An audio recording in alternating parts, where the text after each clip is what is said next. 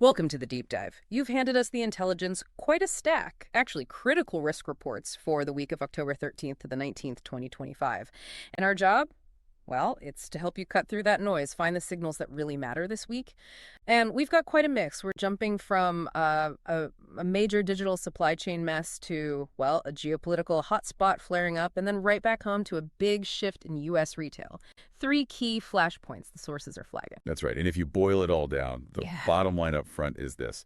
We're seeing risk becoming very real across tech think identity, vendor exposure, geopolitics, especially maritime energy routes, and even domestic operations with these new retail crime measures. The threats are, well, they're diversifying, and the common element, a sudden sharp rise in just the basic cost of doing business. Okay, let's unpack that sauce supply chain risk first. This is active, it's unfolding, and it's rated severity 4. We're talking about the continued fallout from that Salesforce-adjacent OAuth campaign. Right, and what's really interesting here is that the initial breach itself, the SalesLoft and Drift OAuth token compromise, wasn't Salesforce's core platform, but it was a huge breakdown in that vendor trust model.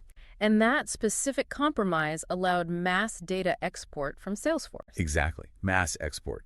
And not from some small operation. We're talking confidential data pulled from hundreds of global firms. Okay. Hundreds. That number alone. Yeah, that's terrifying for any CISO. But okay, the data's been out for a bit now.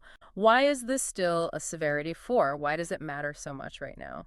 Because it fundamentally challenges how companies, trust their vendors. This wasn't just random hacking, it was targeted. And the sources are stressing that the leaks are ongoing.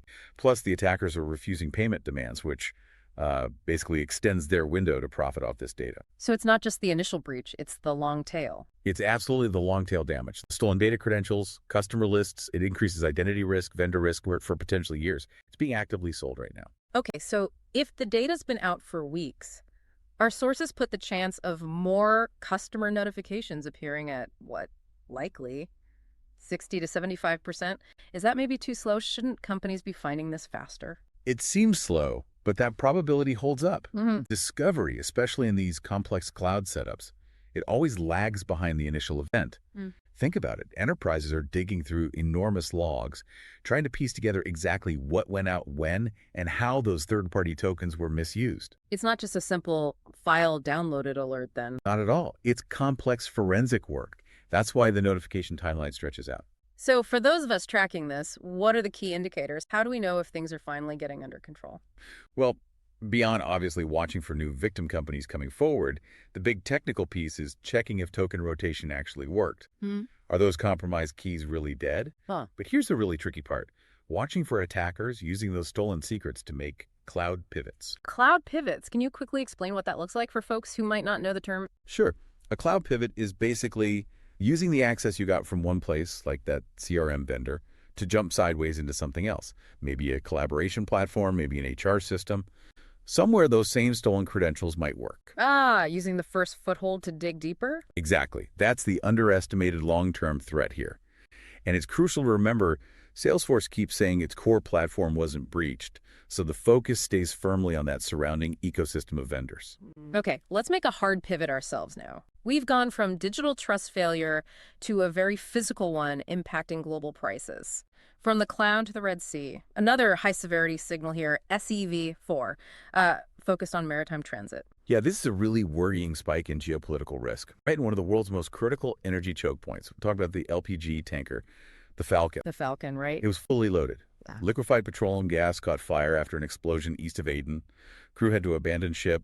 Major search and rescue effort needed. Sounds horrific for the crew, obviously. But why does one incident like this suddenly ramp up the risk profile for the entire region for all shipping? Because insurance. It creates immediate massive friction in the insurance market. The incident itself jacks up the navigation risk for the whole Red Sea Gulf of Aden area. But the critical point, securing coverage, especially for energy cargoes going through there, just got way harder and way more expensive. Exponentially higher premiums, you mean? Exactly. And that cost hits the energy markets almost instantly, globally. So if you're running a shipping line, you see that 55 to 70% chance that you'll need route diversions, that more naval ships will be around. You're basically waiting, aren't you? Waiting for someone to say definitively what caused that explosion before you send more ships through. Precisely. They need attribution. Was it mechanical? A stray mine? a deliberate attack. Until that's clear and things stabilize, you'll see that heightened naval presence in the area of operations, or AO.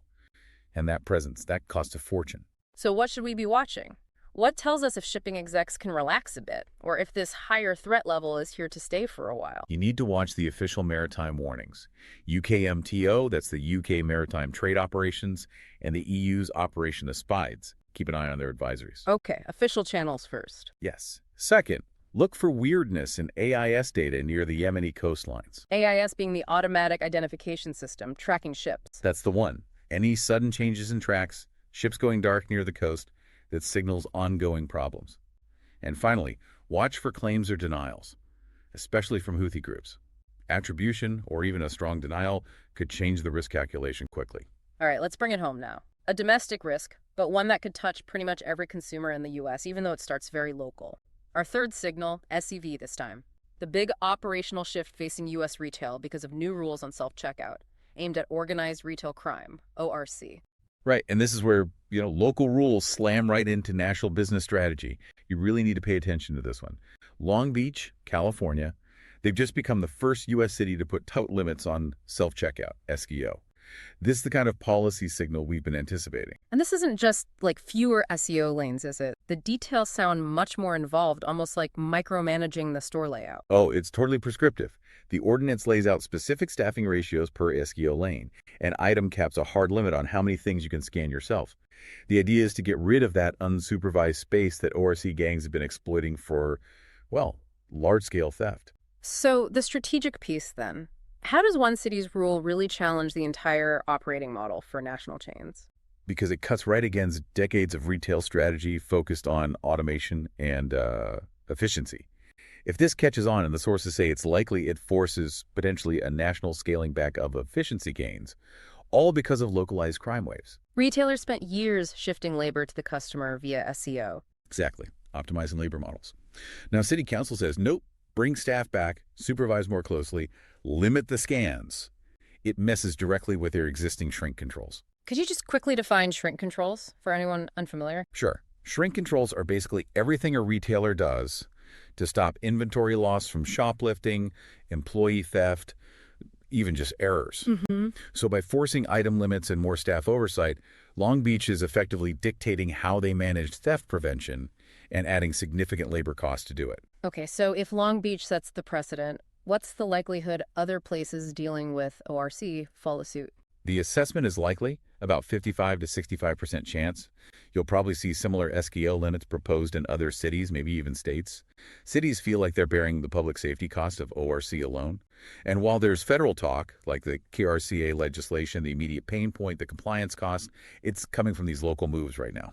So if you're a retail exec, you're obviously looking at the cost, but you must also be tracking if this policy actually works, right? What's the key metric there? Absolutely. They'll be watching for copycat bills popping up everywhere, that's for sure. But internally, the absolute critical metric is the actual change in shrink rates, in theft incidents after these rules go live. Does it actually reduce theft? That's the million-dollar question. If it does, this more expensive model might just become the new standard fast. If it doesn't make a real dent, retailers will have the data they need to push back hard against the next city that tries it.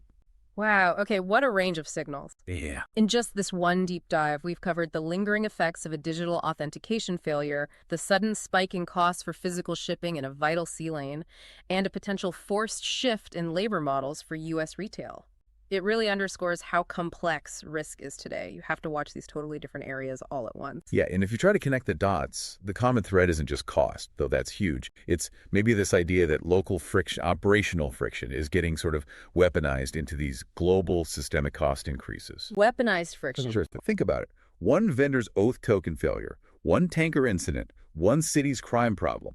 The costs ripple outwards, upwards. They get passed on, socialized, hitting consumers, investors. CapEx is just going up everywhere simply to maintain a stable baseline. That's a really powerful synthesis. Okay, here's a final thought for you, the listener, to chew on. We're seeing this pattern now, local governments stepping in to regulate core business tech, like SDO systems, in the name of fighting crime. Where else could cities start regulating business models, citing security or public safety? Are we entering an era where hyperlocal rules start dictating national operational strategy? Something to consider until our next deep dive.